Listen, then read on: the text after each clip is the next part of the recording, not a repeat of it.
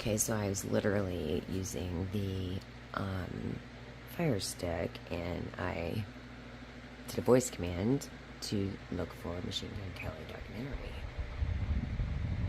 But then it gave me this search: George Machine Gun Kelly documentary. What is so ironic about that whole thing is the fact that the spirit that lived in my house in Baltimore, his name was George. Well, I gave him the name George.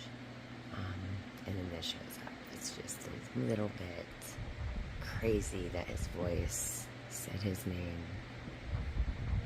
right before I said Machine Gun Kelly documentary.